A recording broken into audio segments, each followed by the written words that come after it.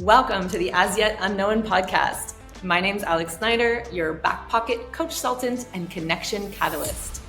Entrepreneurship is a bit like bungee jumping, a big leap into the unknown, and it can be a lonely, bumpy ride. It's also one of the most empowering and liberating things you can do. Each episode is a dose of fresh perspectives designed to leave you feeling connected to innovative ideas and inspired about growing your business your way. Thanks for tuning in. Now let's have an adventure. So welcome, John. Thank you so much for joining me today. I'm so excited for this conversation. Been looking forward to it. So really quick, I just want to introduce John. You have such an incredible story. Honestly, I'm not sure where to begin with an introduction that does you justice, but you have built, scaled, and sold SISU. You've had JayZ as your chief visionary officer along the way. You've created an incredibly informative social media platform in the past year where you share insights to help people better understand the economy, emerging tech, and so much more. And now you're heads down in the launch of your next venture in the AI space. So there's so much there. Thank you for being with me. Please feel free to add on to that introduction. Yeah, it's kind of one of those crazy things because when you say it like that, you have to kind of look back at the beginning for me. So I always, one of the things I always think is that, newer entrepreneurs, when they're getting in this space, the whole thing is they're like, oh, there's this overnight success, but it's actually 15 years in the making. And so I think, if it's all right with you, I can just start at the beginning and just kind of go because when I got out of college, it was anything but glamorous. I was in the middle of 2010, so the middle of recession. There was no ability to get a job or anything like that unless you went to like Princeton or Stanford. And I knew I needed to move to San Francisco because one of the lessons that I learned in competitive athletics is that if you want to be the best in the world, you have to compete against the best in the world. So I moved there, had no idea what I was going to do. I ended up just hustling. I drove a limo and slept in my car. I actually had a 16-unit apartment building that I used to manage, and I used to rent out my room and literally sleep in the limo because I could arbitrage the value in between it. And then I would work on the side, actually building apartment complexes in Tulsa, Oklahoma. So I was doing pretty much everything. And then I had one night that changed my life. It was kind of crazy, but I met one of these people and he was 25 years in McKinsey. He basically is like, why are you driving a limo and who are you? And he actually worked at PayPal previously. And I'm like, oh, wow. Do you know Peter Thiel by chance? And he was like, that's funny. I'm actually giving Peter Thiel an award tonight. Would you like to meet him? Yeah. And so so I'm like, of course. I mean, how many times do you get to meet a billionaire in your life? So I'm thinking I'm going to be at the back of this event, whatever. Ends up being my name card, Peter Thiel's name card. And so I'm sitting there, I have dinner with this guy, and it's like absolutely insane. I slept in my car the night before, slept in the car like that night, ended up pitching, had a couple mentors from Wharton that helped me pitch this other guy, not Peter Thiel, but he had already previously funded a company. So then I got my foot in the door with tech. And so I started with tech. I did customer service. I was the first customer service person at the company. We grew up to like 25 people. And then, I had an informative thing happen to where someone told me, I was complaining at the time, just being like, I want to grow faster. I want to grow in my career. And he's like, well, what can you do that no one else in the world can do? And that was kind of lesson number one for me, is that you have to build a hard skill in order to be able to move to those next levels. Because if you look at entrepreneurs, everyone likes to tout the Mark Zuckerbergs of the world. But at the end of the day, the average entrepreneur starts in between 30 and 40 years old, because that's really like the point at which you've got aptitude that's meeting experience. Exactly. It's super important. And so for me, I went through and I taught myself to code in about 3 months. So I taught myself to code in 3 months. And then because I wanted to solve the problems that I was looking at on the customer service side. So ultimately did that for about 3 years. And I became an intrapreneur before I became an entrepreneur. So I started working on projects within the company, and the company before SISU, effectively what happened was I worked at a company called Teespring with some really, really talented people. It was funded by a bunch of the big VCs. If you've ever bought a T-shirt on Facebook, they were the company, and it was one of those things where they let go of 50% of the staff the first 2 weeks that I was there, and it was one of those, like, it felt like just straight up starting a company just like SISU. They were like, we have 2 months to survive, let's go. So we got funding from Sam Altman. We had a couple months to live. So we built a $60 million revenue stream from scratch based on the infrastructure that they had. Because if they could sell on Facebook, then they can sell on Wish, eBay, all this stuff, right? Mhm. And so we built out all the infrastructure. I built a dynamic pricing model, like how Uber, when it gets busy, they charge higher prices. So I basically built that whole thing to kind of work with our model as well. And just in a weekend, it created about $1 million in EBITDA per month. So it's like 12 million to the bottom line. Those kind of two steps together with the company helped us kind of get off the bottom, become profitable. And then they offered me a CTO position. I said, no, thank you. I'm going to start a cannabis manufacturing facility. so, Of course, so where's the cutest life paths? It makes perfect straight line, right? totally. Just before we jump into that, can I ask? Yeah. I want to or highlight something that you said, which is you were an entrepreneur before you were an entrepreneur, and I really relate to that, and I want everyone who's kind of listening to hear that, because we hear the stories of entrepreneurship and we see it as really sexy, which I think there's more discourse about it these days. That it's maybe not all sexiness. Yeah. But I think the value of entrepreneurship in general is incredible, but also on the path to entrepreneurship. And I know for myself, actually both things you resonated, right? I had a decade in corporate consulting, strategy, operational improvement, M&A. I got to see so many companies, so many problems before I struck out and started, helping and building startups. Like that level of kind of skill set was what made me able to be an entrepreneur in terms of my approach to it. But also, I was always the person, creating ideas or groups or getting asked, hey, we have this kind of issue. And it was like, oh, well, like, let's do X. And like, I'll just run off and set up a group where I'd bring together the lead partners from every vertical within KPMG to talk about how we were going to tackle this industry that like we kind of gotten like a little sidetracked on. And I think what we don't realize is like that is so important, and that really did set me up for entrepreneurship in a way that I just 100%. wouldn't have had 10-15 years earlier. And you have that safety net. And that's what's so important that people don't realize, is that entrepreneurship is so great because while you're in that learning phase, you have this safety net that you can go through. You have mentors that you can talk to. Because, when you do entrepreneurship, you try to get a board of advisors, but a lot of times you can feel alone. And so you want to feel Yeah. as prepared as possible before you start that process. Yeah. And you're right. It's that like safer place. Like it was kind of a bit awkward to go reach out to these, global heads who didn't know, but they were in my company, right? It's like, hi, excuse me, like this person It's you me, never, Alex. but I have this idea, and I think it'd be really valuable. Like, could I get 40 minutes of your time to sit in a room with like the other heads of global blah blah blah? Is a really great primer for when then you're like, hey, venture capital X or, billionaire person, I would really love some time. Like, could I fly to New York and buy you lunch to like pick your brain for 45 minutes? Which is something that I did at one point, and again, that like, that was a lot less safe than it was in the company, but I'd kind of already been through enough like, hi, maybe, and also figuring out how you have those conversations, right?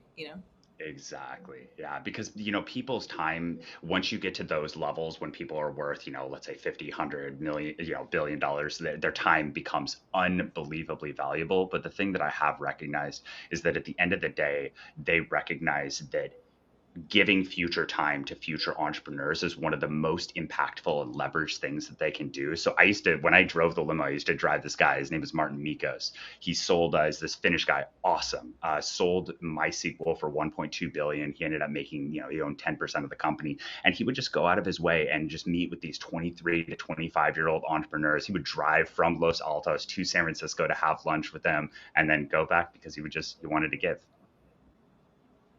Yeah, 100% have had those experiences as well, and I think it's also helped shape me to know that that's a priority for me as I kind of grow and have more opportunity. So I think it's like a great chain. So let's come back to your story. I mean, cannabis. You went from tech CTO offer to like, no, I'm going to build a cannabis manufacturing facility. Cannabis is generally regarded as the Wild West, and I would say the U.S. is even more complicated given the legislation and banking At least when we were foraying into it in Canada, we had federal regulation on our side. Yeah. um, there are so many who try and fail to enter this market. So I would really love to understand what were the pillars that made Susu's business model and product different and ultimately led to your success. Oh, that's a great question. Well, yeah, I think kind of starting at the top, one of the things that, I'm gonna use a parable really quick because it was actually the story that allowed me to start Sisu. So I read this book. It was called, gosh, what was it? It was Asymmetric Risk and Reward: De Hondo Investors by a guy named Manish Pabrai. And Manish Pabrai, he runs a $500 million hedge fund and just a brilliant guy. And he told this story about the Patel families in the 1970s. And effectively, what it came down to is that in the 1970s, there was hyperinflation. And when gas prices were really high, think about what happened to the hotels along the highways. They all went down. So if you ever hear Hotel California and stuff like that, these kind of, these places, yeah, they went through it. So one of the things that people didn't realize is the basically an opportunity happened to where Patel families, they were moving from India and they were scooping up these properties that normally, let's say they're $100,000, you could buy for $2,000. And the key is understanding the statistics of success. So it was an 80% chance that they would make 3 to 5x on their money. It was like a 15% chance that they can make 10x on their money. And then it was like a 5% chance that they would fail.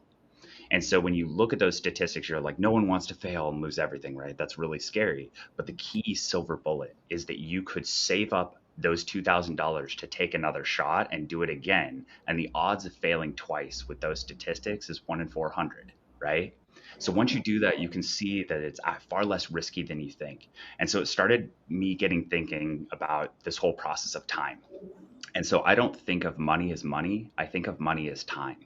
And that's actually, that kind of goes to the social media and all the stuff that I'm doing. But the way that I looked at Sisu is I ultimately invested $150,000 into the company. And I guess a little more backstory behind it is, I had two options at the time. So crypto was obviously taking off. I was actually, going to possibly be like director of engineering for Coinbase. And then on the other side, I had cannabis.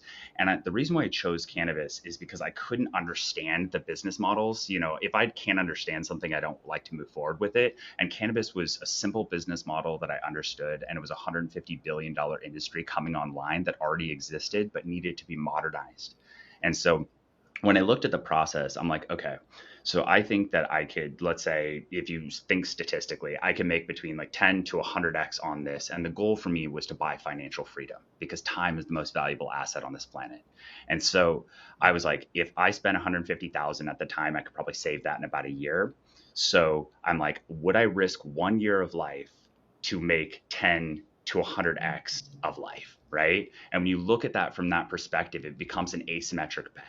And it's the key in life is understanding when you have an asymmetric bet in front of you because it's very rare. You maybe get like 5 or 10 in your whole life. And when you see one, you have to know that you have those things. And it comes with specific variables, right? So one variable that we had is that, I'm from Humboldt. So I'm from Humboldt County, and that was really nice because I knew the area. My family has been in this community for a while, so that was structural advantage number one. And then structural advantage, and because of that, I was able to get in these licensed facilities. I was able to secure a spot because we knew people, and that was fantastic. The second, even bigger one is that friends are really important in life, and I got I had a friend, Cameron Forney. He started an unbelievably huge company. It's called Select, so also known as Cura, and they sold in $1 billion transaction to Curaleaf. And at the time they were moving, this was like when they were not that big. They were in Oregon at the time, and they were just starting to expand to California. And they took a 25% market share in the entire California $4 billion market in 90 days. And we helped them do it.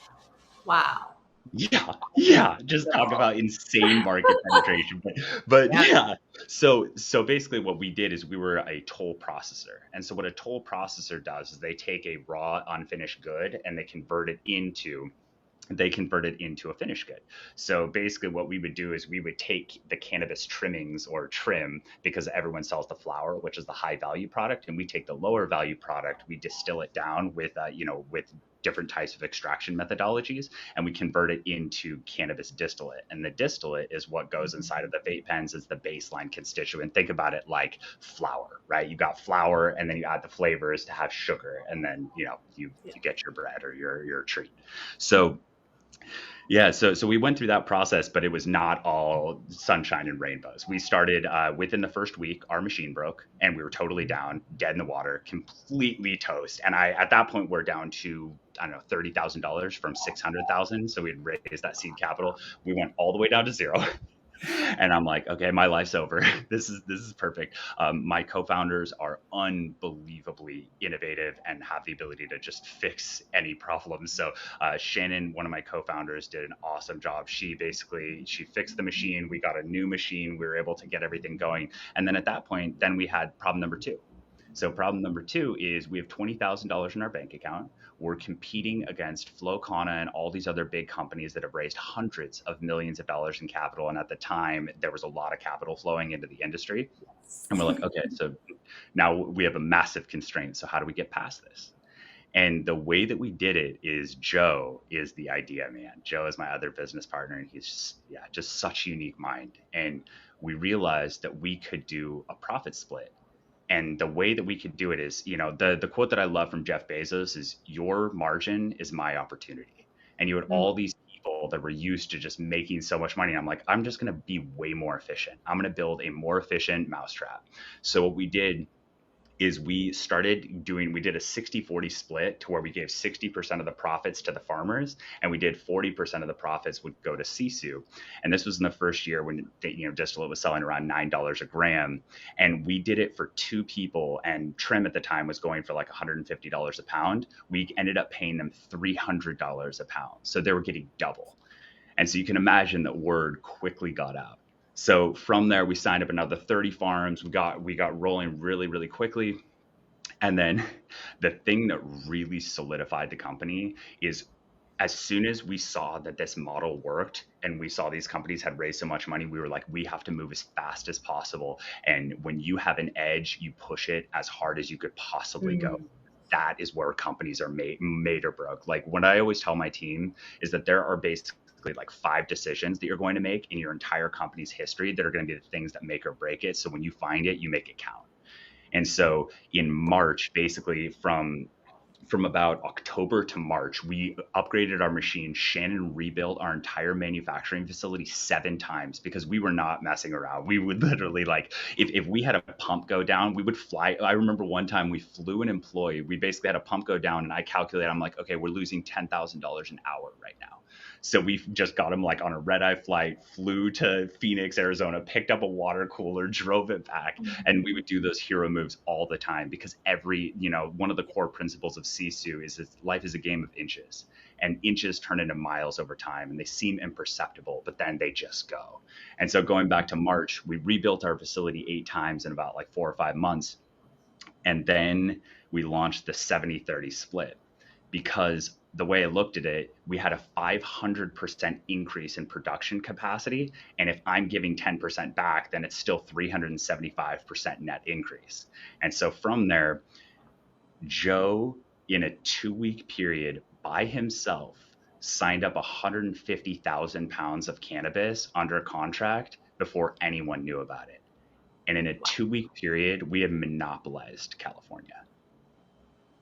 Wow. And that is one of the things that made it. That was super, super important. That's incredible. Yeah. This is like 6 month, like, doom to domination kind of trajectory. 100%. And it was such a wild time because like we had signed up, we had signed up and we had got through that process, and we knew things in the market that other people didn't know. So, because I've obviously probably I'm kind of a math guy. So like I broke down, how many acres of cannabis it took to change the entire market, right? So to saturate the market. And it's much lower than people think. So if you kind of do conservative math on it and you break it down, it takes about 8,000 to maybe 16,000 acres of cannabis to feed the entire nation. And so that's the equivalent of like 16 corn farmers in the Midwest, which is nothing. Yeah. And so that brings us to door number 2. So door number two is right after we finished that process. I'm like, okay, we're building a great company. This is awesome. We did $3.8 million in our first year. Then we did $38 million in our second year, 2019. But as we were scaling, I remember in May, do you remember like Adam Bierman and stuff like that? Mhm. Adam Bierman, he was on South Park and he was like the kind of that character. So in May, it was crazy. On the same day in May, I was at Hall of Flowers and I had met Cameron. Cameron's just like, hey man, we got $1 billion merger going down. This is so crazy. I meet Adam Bierman and he was exactly what you expect him to be. And I'm like, I see everyone just bouncing around. And it seemed like I was like in an Enya song. And I'm like, this is a bubble. This is 1,000% a bubble. And literally in that week, the stock market dropped, like I watched it drop 80% over the next 90 days. It was crazy. And so it's just so funny when you get to see those things in life for real. And that kind of brought me to door number two, which is I knew it from the beginning, but I knew that this industry was going to move fast. And the segment that I was in the industry, it was going to be important to kind of push towards a liquidity event. And then that Mhm. brought me to door number two, which is where I kind of focused on the M&A process because I knew that our company by itself, we sat in the middle of the supply chain. And in order for us to really succeed long term, we were going to have to vertically integrate with other companies in order to reach the places that we wanted to go. Wow. So, Yeah, I'm just a taking lot to unpack there. taking it all in. That's such an amazing ride to, like you said, that first kind of like doom to domination in 6 months, and then just really understanding your options and being ready to like make those decisions and act on it and um, bet the farm, I guess, pun not Yeah. intended, but really, you have to kind of be ready in entrepreneurship. And I say this, you have to be ready if you want to be building a company the size that you built it, right? There's a lot of different kinds of entrepreneurship. There's a lot of different risk tolerances. So knowing what you actually want to go for is obviously super important. Just want to put that caveat out there. But so, the next step is your sale, and I would argue that the only thing harder than managing a growing business is managing it while running a transaction. Oh my In my gosh. in my Yeah. consulting days, I remember thinking like, "Oh my God, M&A is such hard work." And typically, you were actually only responsible for part of the sale of part of the business in the way that we would have, work streams and teams, and I'd have people working for me, and when I was managing the sale of Patio, was simultaneously running our startup and overseeing and executing the full transaction. And Gosh. yeah, let's just say I learned a whole new world of pain. We were not nearly of the notoriety that you were, but so talk to me about that experience because you had to deal with the process, but you were also dealing with an industry that was still considered quite nascent and controversial, and you had also some pretty big personalities in there. Yeah, yeah. There was definitely, I kind of love that stuff though, because ego leads to blindness. So whenever I Mm, see big egos, I'm like, awesome, I love that because you are just like fed up in your own world right now and you're not seeing the world clearly. And so, yeah, yeah, those are always my favorite. definitely. But yeah, so I can second that. 100%. So 2019 was kind of a wild intermediary year. It was, we went from like 3.8 million to like 38 million. So you can imagine kind of the growth scale that it went through. We went from being in 400 square feet up to like 20,000 square feet. And we started just tacking on a bunch of different things. And then really 2020 is the year that we started the M&A process. And that's where things got really crazy. So I had Mhm. got our investment banker kind of middle of 2019. We were putting together our financials and getting everything ready. And then I guess it was middle of 2019 we went through the process. But basically what ultimately happened is we were working with a process to where this was actually really complex because we worked with this company called Left Coast Ventures, and Left Coast Ventures was this company that sat underneath that was basically had a bunch of ownership ties to Subversive Capital. And so basically the whole goal for them long term with like Privateer and Left Coast Ventures is they were going to roll up into this SPAC that had $545 million into trust. So you just had this unbelievably complex event of things to where if you don't know about how a blank check company works or a SPAC, generally it's an anomaly that we've only seen in the past 3 or 4 years. But effectively, there was so much liquidity in the market that people were literally putting money into these companies before a company was even found. And then you would use the money that would sit there to then buy a company. So Richard Branson's company went through that process.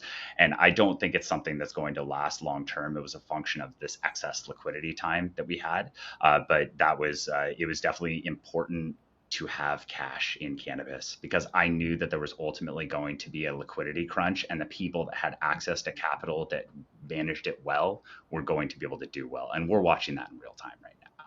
Yeah. And so, as we went through the process, you've got the fun courtship side, which is where you kind of meet a bunch of different suitors, you go through the process, and that's the fun part of the process because you're just kind of talking through your business and everything, and you're getting that stuff together. Once you really find the person, we had about 3 or 4 people that we were actively working with, and once you get to the person that you actually want to work with, you go through your term sheet. And the term sheet is this really, really small, like dumbed down version of what the purchase and sale agreement is. And I call that the happy times. So those are the happy times where the knives are not out. And then Possible. what was that? Everything's possible. I call that like the realm of the possible, right? It's like, what could this be? It's 100%. so great. It's going to be amazing for So everyone. yeah, this is going to be perfect. I see this number that is on one line and that seems awesome. And then you get to the purchase and sale agreement. So if you've never gone through that process, that's where rubber meets the road. So you've got a Yeah. lot of different components in that, and maybe I'll kind of like tie. I don't know how you want me to go through it, but there's kind of like I can kind of tie in where the business was going as well as where the purchase and sale was because they're kind of consequential together with one another. Um, because one of the things that I'm just going to forewarn people up front is when you start the process of M&A, you want to make sure that your underlying business is as sound as physically possible. Because when it Mhm. comes to negotiation, when you get to high levels of business where people are working with hundreds of millions of dollars of capital, there's not nice guys anymore. They are no longer nice at that level. You are swimming with sharks. You need to know you're swimming with sharks, and they are waiting for you to trip. And so for me, it was always our business was always number one. That was what mattered more than anything. And then the process of doing the M&A transaction was number two, because I knew that if you had one, you could have the other. And we can kind of go into those lessons after that. But yeah, so during that time, yeah, we did like 38 million. And as we were kind of negotiating the process, our business scaled massively, which helped us in the negotiation.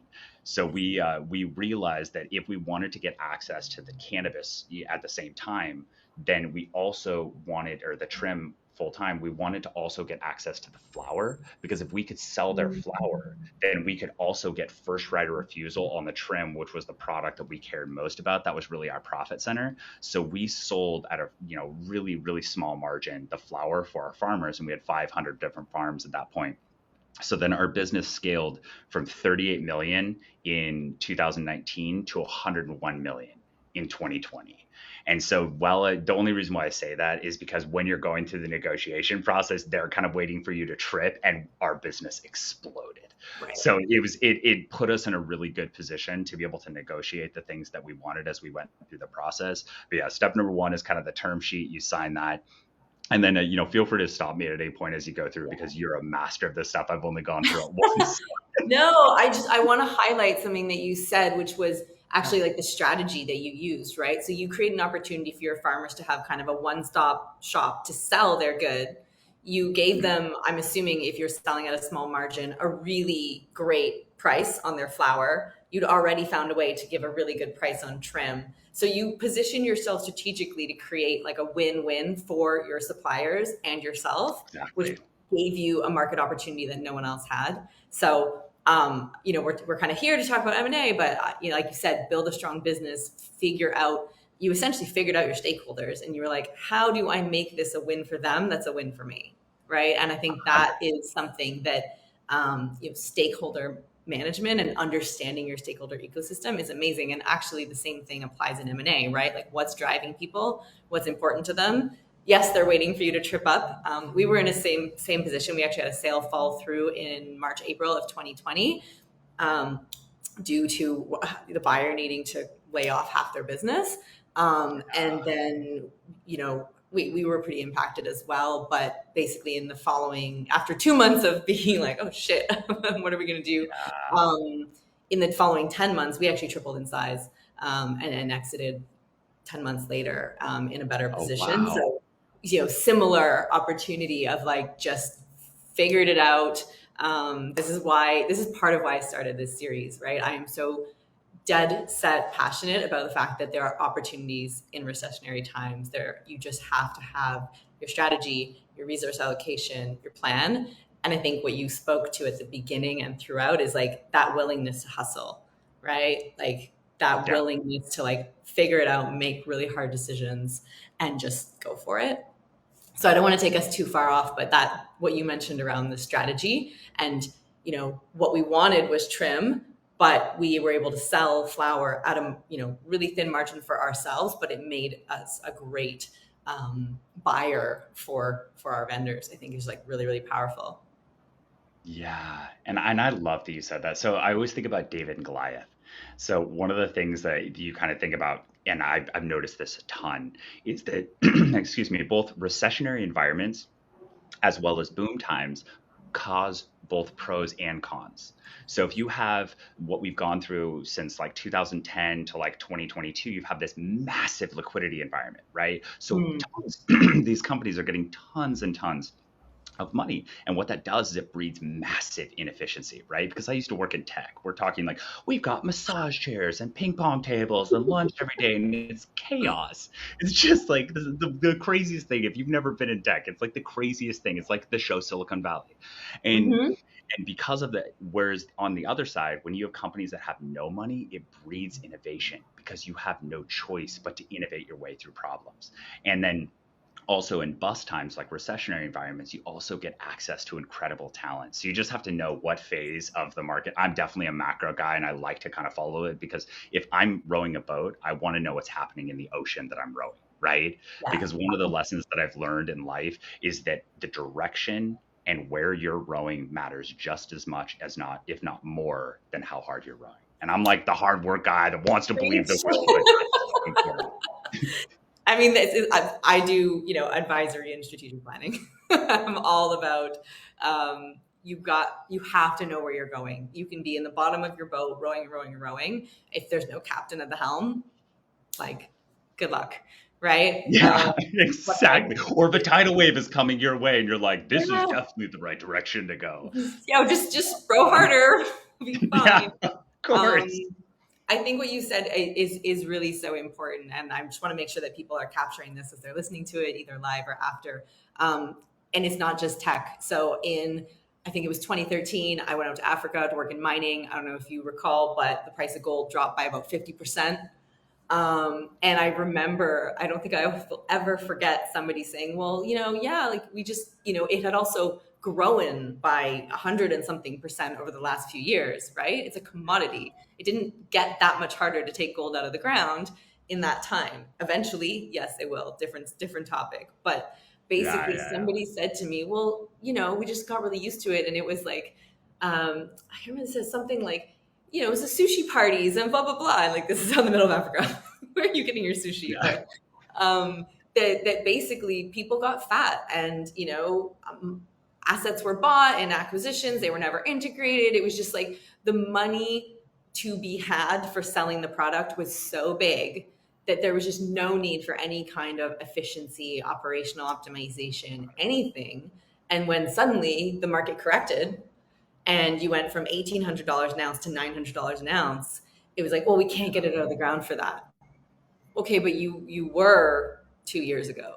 2 years ago it was $600 now. Like it's yeah, you interesting. get these cycles, and we acclimatize so quickly. But to your point, the opportunities that come up in the bus cycles around talent, I think is one of the biggest ones. And I know that I've been talking to my clients for over a year about make a plan, know where you're going to cut when, if you have to, so that it's a plan that's not emotional, that you're ready to communicate and execute when you hit a threshold, but also know what opportunities you're willing to invest in and look for ways to secure, longer term contracts, bank some war chest, and be ready to jump on those opportunities. So I think your example is so, so strong. around the Yeah. benefits if you do it right, obviously. No, no, no, 100%. I love that. And there's, yeah, we could go on and on about story. I Yeah. have so many stories around that side, but I 1,000% agree. Yeah. Uh, But yeah, oh, tell us a little bit more around kind of the process and some of the key things that you really learned going through the M&A process. yeah, yeah, and I can go through some of the more like the boring mechanics, but just to kind of hit the top level things of obviously people want to hear about the M&A side is when you have the purchase and sale agreement. And just correct me if I'm off base. I've kind of repressed a lot of these memories as I went through this Same, process. honestly. Yeah, yeah. And so, top level, you're going to have your terms, right? So when you go through your purchase and sale, I mean, we're talking a 250-page document that you're going to want to redline every single thing. So you've got your terms that you're going to go through, which is just like what price and at when. You're going to have your covenants, so that's going to be restrictions as you kind of go through the process, making sure you don't sell part of your ownership to some African mining company and you're like, oh, actually I don't own this company anymore, right? So you'd be surprised when you read through the covenants, you're like, wow, that happened. That's why Yes. it's in the legal documents. Like when you see a hair dryer that says like, don't put this in the bathtub, you're like, it's there for a reason, damn Somebody it. did this. Someone did it, yeah.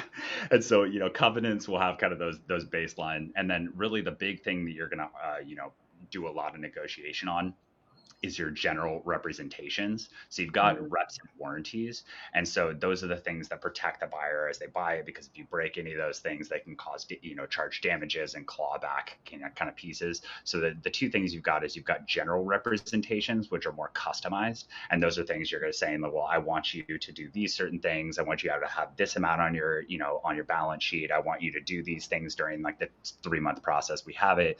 And then the last one is fundamental reps, which are generally pretty boilerplate. So fundamental representations are like, did you commit fraud? Yeah. And making sure we're doing everything by the They book. And tend so to you be read through also it. illegal, not just Oh, contractual issues. exactly. So you read that and I'm just like, wait a second, I'm in cannabis that's federally illegal. Am I immediately breaking a fundamental rep? So like you had to look through a totally different lens. So go through that process. It's like 30 pages of scary, and then you come to the disclosure schedule. So one Mm. of my friends, Joe Ferrari, he told me about he always described it. Disclosure schedule as your friend. So what you do during that process is you make a massive document about everything. You have a whole data room that you go It's through, so just saying long. every single piece about your. Oh my god, forever.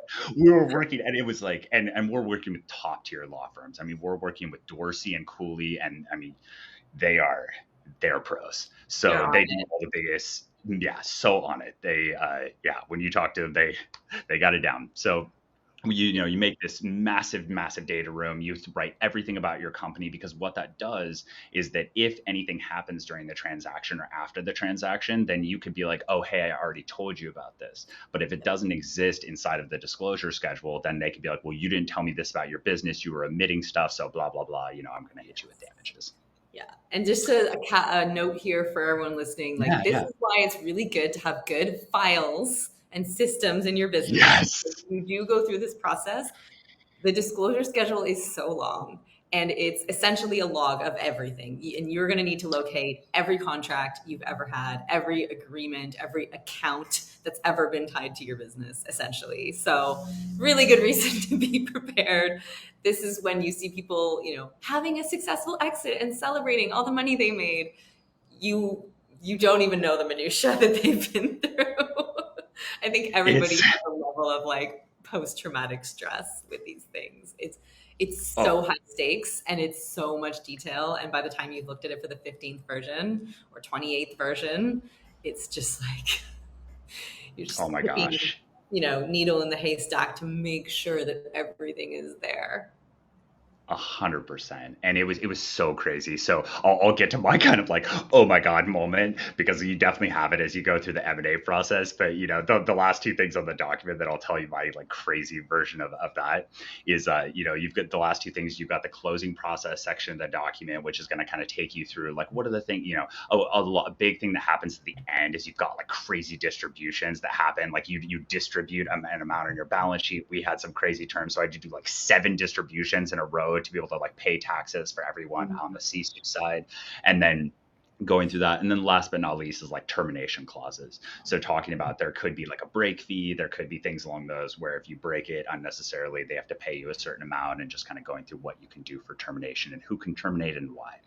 And because our company was sold in a really unique way, we actually had to do it kind of like an options agreement, because I sold it as an LLC to a C Corp, which if you go through like taxation, you can't, a C Corp, if you plan on having a liquidity event, always start as a C Corp. So that's just as an aside, because you can do the tax treatment. You can do this thing called QSBS, which if you hold your shares for 5 years, you can get up to $10 million in tax-free benefit on cap gains. And then from there, you can do a C Corp for C Corp non-taxable exchange. So you could do a share exchange. And I was an LLC and I did not know that. And I never built the business to sell. For me, it was more of like a cash flow business. And it was going to be triggered, and we were going to owe tens of millions of dollars in taxes without having a dollar. And so it literally would have been in a transaction that would have bankrupted most of the investors. And so we actually had to structure it as an options agreement that struck as soon as that happened. So that was a really fun process to go through. And then besides that one, the big one was the audit. My God. It is a totally different level. If you've never gone through an audit, I had so my sister worked at KPMG and I had no idea what she did every day. And once I got through this process, I was like, oh my gosh, I have so much respect for her and her husband and everyone that has gone through the process, because it's tough. So not only is an audit hard because you have to go through 3 years of financials, you have to get a GAAP and IFRS, because we are operating in Canada as well as the United States, so different accounting standards that you have to map to. We had to do a cash only audit for all of our logs. And as a crazy like aside, like we used to transfer cash with Navy SEALs. Like it was the most absurd thing. So we had a flower showroom down in LA and we had a place up here, and it was so consequential. You only have to lose $2 million once and be in a really, really tough position. So we hired Navy SEALs that had insurance. These guys were the most they were the most intense. So they would drive these armored cars. They would drive like $2 million in cannabis down. They would bring $2 million up in cash. We would be able to like deposit it in banks or pay out the farmers in cash. And so I had to have logs of that whole thing for the audit. And you can imagine what the auditors were thinking. They were like, God, this is this is not legit. 100%. And I'm so lucky. Our finance person is amazing. Sam Arcolano, he just nailed it. So he had just behind the scenes had just been done everything just to the T. So we got through that. But really the hard thing for me was what's called agent v principal. So you have to go through these memos and stuff like that when you go through these different auditing firms. And agent v principal is like a broker, right? So like let's say I'm a real estate agent that sells $1 million house and I make 30 grand in commission. So you didn't make $1 million in revenue, you made $30,000 because you were the broker on that sale, right? Because you didn't actually own the house, you were just a broker for it. So the claim that they were making in the beginning that I had to fight for is that they were saying, oh, well, I think that you're a flower broker. And we're like, no, we're wholesalers. We take ownership and risk of it. And so I had to write all of these memos. And just to explain why that's consequential, it would have taken our revenue from like $100 million down to like $40 million, which would have killed the SPAC deal. It would have not allowed us to get to the financials that we needed. It would have killed the M&A transaction. It would have killed everything. So like I'm sitting here first time through an audit, working with this people. I had this amazing consultant that I worked through, Sean Moore, just such a good guy. And when I got done with that process, it was so stressful. I straight up collapsed. Like I got my blood tested after I sold the company and I actually just obliterated my adrenal. It took me a full year to heal afterwards. Yes. I can absolutely relate to that. And I think it's really important for people to hear that because first of all, you were in, again, such a, stigmatized industry and working in cash. It's actually funny how many similarities there are between what you're describing in cannabis and precious metals mining. Flying in places and being met with guys with AK-47s and how stuff gets transported. I'm like, I never drew the parallels because I didn't really work in cannabis. But, I think it's probably Auditor School 101. Day one is like, large amounts of cash are suspicious. But what I do think everyone goes through, and if you've never been through the sale of a business, this is something you need to be prepared for, is you have to explain and often justify your business in certain ways to people who are buying it. And you would think, oh, if they're buying the business, they know it. But every business, every model, how it's been built, and even to your point, LLC versus C Corp, there's so many decisions that get made and so many ways of working and so many nuances. And everything has to get so clear in a transaction to be sure that both sides are on the same page. If you think about your day-to-day interactions, we all know how many filters we hear things through and see things through in life. It's very similar in business. So the memos are real. They're so real. Yes. The, understanding, right? Like, are we a, $100 million business, or are we a $30 million business? I mean, that's a whole different ballgame. And that comes down to whether you own the product or not. And again, really similar experiences I've had when I was doing a $2 billion divestment for a mining company for a portion, where we had to go through and had to know at the moment of sale product that was on boats in warehouses all over the world, and all of it had different terms, which I'm not going to get into here. It's so complicated, but every sale has different terms as to when ownership transfers at the port, on the boat, in the warehouse, when you take possession, and who it transfers to at what point. And like, that kind of thing can make such a difference as to like, what is the value of things the company owns at the moment when a sale takes place. So there's just a lot of nuances, and for some people this might be really boring, but I just want to clarify, if there are people who are listening, to understand this a little bit more. These are the things you got to be ready for, and this is why, if you've never been through it, to your point, like, having advisors is key. 100%. You have to, because the lawyers, they're guiding you through every single stage of the process. I mean, and you pay through it. We paid about $400,000 for our legal team for that kind of like 4-month period. So you're definitely paying through it. And then your investment banker is really going to walk you through every stage of the negotiation process. They're going to help you guide, the whole thing. Some take it over completely. Some kind of work side by side with you, but without them, it'd be impossible to get through. Yeah. Yeah. Crazy. And then so you've got you mentioned the inventory side too, which we don't have to go too far into, but having that point in time to map that much inventory. And the other thing that people don't realize is this thing called materiality. So as your company gets bigger, it's actually easier to go through the process. Like, for instance, like, you have to like account, because SISU was like a certain size. They were like, oh, you need to account for like up to like $500 or something. So like, things couldn't be off, like, inventory. Whereas like Wells Fargo, they only have to be off by like $1 billion. So they're like, oh, if this $25 million is missing in said account, they're like, oh, no, you're fine. And you're like, what? How is that possible? I have so many moments like this in my career. Yeah. I sat in the room with the deal team for a client at one point in my KPMG days. And the head of the transaction team on the client side was this like incredible woman in the UK. She's an amazing American woman. And, we're going through our weekly thing. We have a structure of letting them know, where we're at, and she said, I don't get out of bed for less than $3 million. Don't bring me any problems that are less than that. Like, like, just like, don't come to me, just deal with it. Like, that was her threshold for, and this is, we're talking like a multi-billion-dollar transaction. So it makes sense. But I don't think I'll ever get over that. Like, I'm like, I want to be the person that doesn't get out of bed for less than $3 million. Like, so wild. It's true, right? It's like forest for the trees. Yeah. But yeah, I remember that when she said that, and I was just like, okay, noted. It's another world when you get to that level, for sure. Yeah.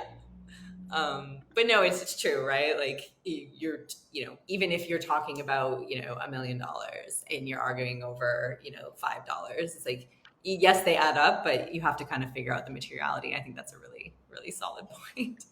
Exactly. And then the last phase of the process, that this was one of the craziest things, is Yeah, in the process, I was absorbing into LCV, so it was like Sisu, LCV, and then like the company. But then we also did a dual transaction to where we merged in with Kaliva, and Mm. Kaliva was working with Rock Nation, which was also working with JayZ. So we had a five-way negotiation as we went through the process.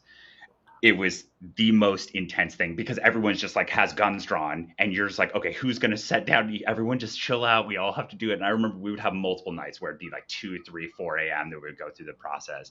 And really like one of the crescendos and one of the things I was really proud about, and this is the scariest thing in the world for me, is like, I remember being on the phone with JayZ's people and they're like, you need to give back all of like the cash component we need to knock down. And the cash component was like going to our employees. That was where they were going to get paid. And I remember that moment. I was like shaking in the conference room and I just had to do it because I just told them, I was like, I will never be able to live with myself if I back down on Mhm. this and I don't take care of my employees and the people that built this company. And there Mhm. was this long silence. And it's like, okay. And it was just one of those things where you're Wow. just negotiating against the most intense sharks and you have this one defining moment, and you just have to stick to your values during the process Yeah. because you will be challenged at every level when you go through it. Yeah. When we did, negotiations training in the MBA, you had to know your BATNA, best alternative to negotiating. Yeah, yeah, And yeah. I think it is something that has always stuck with me. Like you have to know when you're going to walk away. And it is insane. I mean, you've just described this, the numbers we've been talking about, the work that's gone in, the opportunity, but you're going to live with decisions for the rest of your life. So I think I mean, that's crazy. Yeah. Yeah, they do not mess around. JayZ's Lieutenant Desiree she's as intense as they get, that's for sure. I was going to say, you also were dealing with, really big personalities, even I think beyond what is typical in business transactions of that size. So that's just amazing. Ex- Yeah, yeah. And like literally 2 or 3 weeks before, they had sold $500 million to LVHM or whatever. They had sold Ace of Mhm. Spades. And so that was coming off that. So they were feeling very strong in that position for Right. negotiating, and rightfully so, right? Yeah, yeah, yeah. Oh my goodness. So what was kind of the closeout of this process? Yeah, the closeout of the process is it's almost a blur at this point, but after you get through the auditing process, you're signing purchase and sale agreements, you have these massive, I mean, you are just, because you're sending it out to hundreds of people, so you're just aggregating all of the signatures and going through that. You build what's called a waterfall schedule, which shows kind of who's going to get what at what stage. And then from there, you're doing like distributions last second because you're just running up against this clock. And then you've got you have multiple sets of legal teams. Not only do you have the deal level teams, but you've got the whole like IPO level teams. So Mhm. you've got probably 3 layers of accountants, you've got 3 layers of lawyers, and then by the time you get done, it is so surreal because I wish we could have done it in person, but you just have this surreal moment, which it was COVID, so we had to do it digitally. But we Mm. literally jumped on a Zoom call like this, and we had worked until like 3, 4 a.m. the night before, and we were literally going live at like whatever, like 6:30 a.m. when the stock market opened. And so we had like, you sleep for like an hour or whatever, and then you get to the office, and everyone just comes up. You have 40 people on the screen, and then you just watch that moment happen. And it's 3, 2, 1. And it's one of those things where it's like, I don't know, it was a fun one because you just think about every level along the chain. You think about all of the people that made it possible. You think about the moment they used to like sleep on the floor when it was 400 square feet and it was 3 people, and it's just it definitely is a surreal experience. So it's fun. Mhm. For anyone who doesn't know, can you just explain the significance of ringing the bell?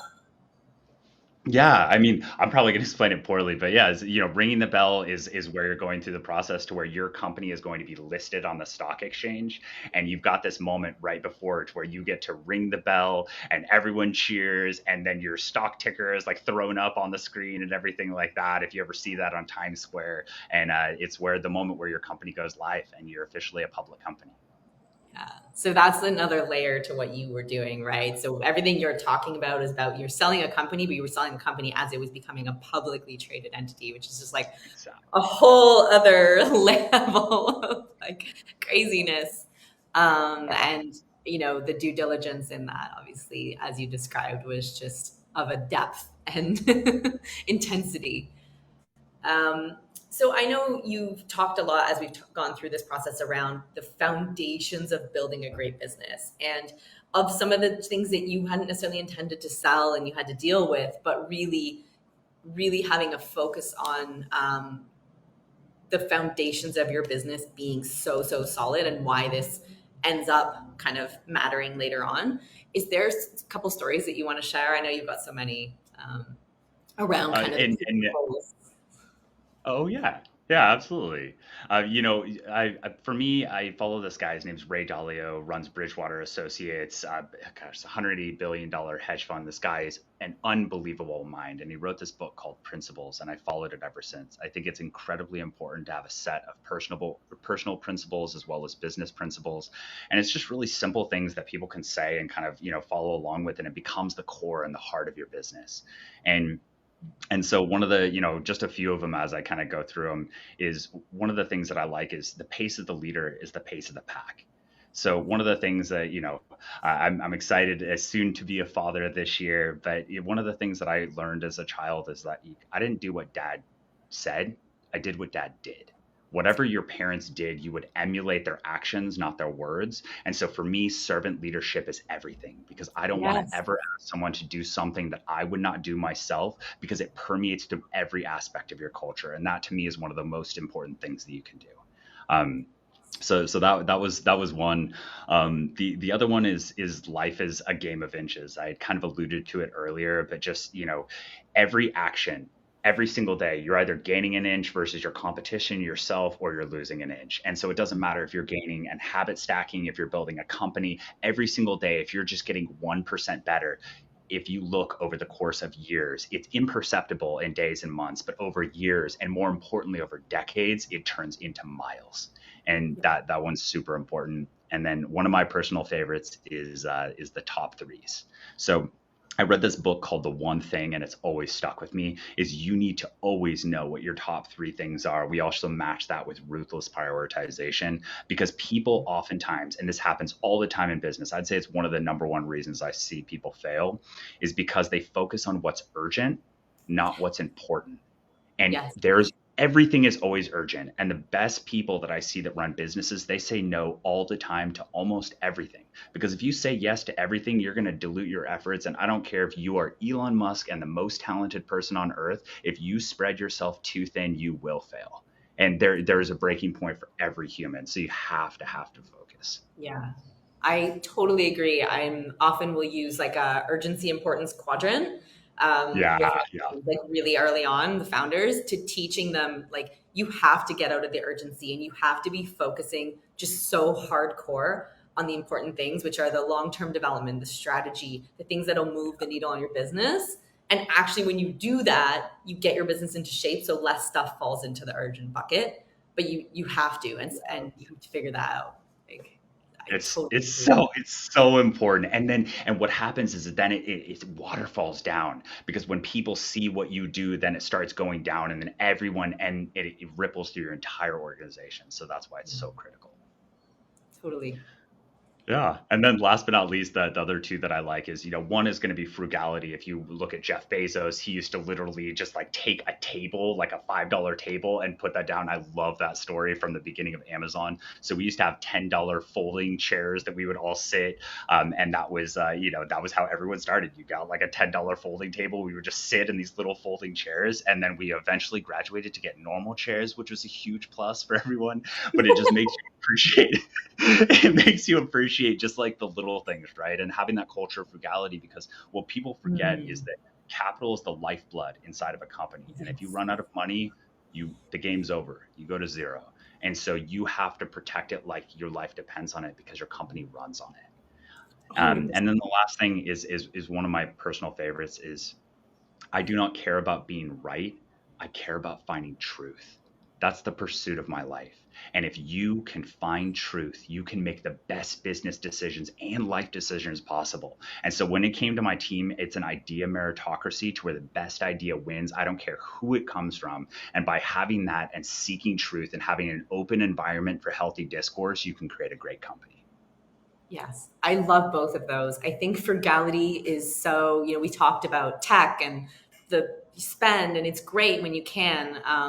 But really, like, there's a reason that burn rate is one of the primary metrics for venture capital, right? You need to know, the company needs to know their burn rate and what levers they can pull, to manage it and to be able to do that. I'd love to ask two quick questions if you have Yeah, time. yeah, hit me. Of Yeah. course. So, 100% agree on the frugality and like same. um, Yeah. but I'm wondering, one of the challenges is when you are, being so frugal, and your team is, following your lead and really grinding, how did your team feel about the office furniture is kind of my first question. I think that Yeah. probably is a communication thing. But the follow up to that is also, what do you think you should be spending on? Like, where should you be, investing and spending rather than on things like furniture? It's a great call. I mean, yeah, I guess multiple things. So you had to balance both sides. So while we had like a very frugal culture, we would also like do like the fun things. Like Joe, I was team not fun, team get stuff stuff done as fast as possible. Joe was like, he was just the yin to my yang. So he would like make dodgeball groups and like do stuff during lunch and like all that. So he always like did those things that were like that made it fun, that were not like super crazy. And I love that. And then the other thing is that people understood the mission, because once you're a mission driven company that's pushing towards something, we were 2% of GDP for Humble. 1 in 50 people ate because of what we did at SISU. And that mattered for the community. And because it was mission driven, people knew that the business mattered. And what I told the team is just, this keeping financially frugal mattered because we're protecting 150 people that work at this company. And when you knew that you were doing those things because it protected your fellow teammate, it felt different. It felt like you were protecting a family and this group that you cared about. Whereas, when you have these infinite funds with venture capital in Silicon Valley, you could just, like kind of, it's just about me. Whereas it just built us more together as a team and just focused on the mission they were heading towards. Totally. Yeah, couldn't agree more. Similar in our startup. And I remember I was the same. I was the fun police, and my business partner Yeah, turned yeah, exactly. visionary. He was like dad who comes home with like pizza. A um, 100%. Yeah. but we had a brewing company next door that was a good friend of his. They'd been roommates at one point. They grew and super successful. And we would stock our fridge with, you know, all the stuff from them basically for free. Like, we would find ways to try to like make it nice, have the perks. We'd do some outings. But it was like never really expensive. We just like found ways to make it fun. And we were a tech company. So, we would go to like the Yeah. latest VR experience. And it was kind of like research/fun. But yeah, Yeah, yeah, the vision exactly. and the buy-in and the people who want to grow with you, and to tie it back to our point earlier, especially if you pick them up in a down market and they came on board for the mission and took maybe a lower compensation, having them see where you're headed and what's how they're going to grow with you has been huge. um, I Absolutely. love the truth seeking. I You think it ties to the servant leadership as well, where it's like the success of the company, the success of the team is your success. You're there to debottleneck, enable, empower, all of the things. Yep.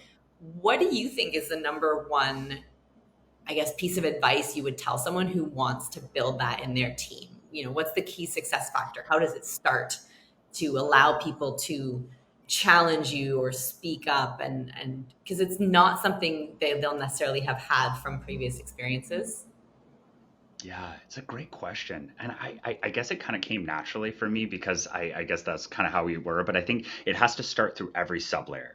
So, for instance, like let's say I'm the CEO and you've got the managers that are right below you. If they challenge you, Like no one, no one like 3 layers below is going to be the first person to be like, hey, let's do this. But like Joe Right. and Shannon would challenge me all the time in meetings, and I loved it. We had this meeting called Where's the Money? And I would just get uppercutted with questions, just be like, what about this? What about this? What about this? And once it starts with the manager level, then you can bring it down and be like, okay, who else has ideas? We're not going to leave this room until we have ideas going through this. And then it just got further and further kind of down the chain to where everyone in that whole meeting was participating. And then over time, it just ingrains in your culture. So I think the first piece of advice is just make sure that your direct reports feel like they can instantly give you feedback as fast as possible. And then from there, it can ripple down to the rest of the company. Amazing. I love that. I want to be mindful of your time, John. You've been so generous with it. And this has been, we've covered so much. So I'm really excited to get this out and share it if people weren't able to join live. Is there anything you want to leave us with? Last insights, parting thoughts? Oh no, I think that this was just a great process. I'm excited for the next stage to come. I'm actually building a company right now in the generative AI space, so that's going to be fun. It's called Play-Doh, and we're going to be launching in probably the next 3 or 4 weeks. So education is near and dear to my heart. I think that really the way that I look at life is that there's two ways to kind of expand human civilization. One is to expand the population because you're going to have like going to Mars and doing all that stuff. The other is to increase the education of civilization to then create and convert more people. And so education for me is the foundation of civilization. And that's why I care so much about it. So there's a lot of different ways that people can make money in the AI space, but I'm going to throw my hat in the ring in education because it matters. And so that's the same reason why I'm doing the stuff that I'm doing with Fig Time and why I'm just giving away content for free, because in the different stages of my life, I just want to give back because I've had other people that have been so generous with their time with me. So yeah. I love it. I'm so excited to see, Play-Doh. It's been so quick since our kind of initial conversation, which is very much the theme in the AI space right now. So quick. I will link, at Fig Time being your Instagram, where people can watch the videos that you're putting out that are so insightful and helpful. And obviously your LinkedIn, where we've been streaming this. Is there anywhere else that people can kind of find out more about you, or things that you would want to direct them to that we can include for people to find you? I think that's perfect. Yeah, just do the social media, and that's probably the best place to go. And people can always reach out to me directly from there.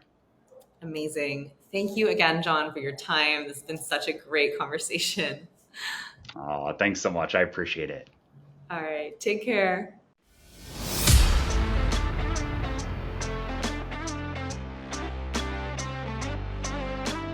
Thanks for tuning in. Our goal is to create connections and inspire conversations. So please subscribe, rate, review, and share this podcast with your network if you enjoyed today's episode. Sharing is caring. If you're ready to take your business to the next level and are curious how I can help, click the link in the episode notes to schedule a call. Got questions or topics you want us to discuss?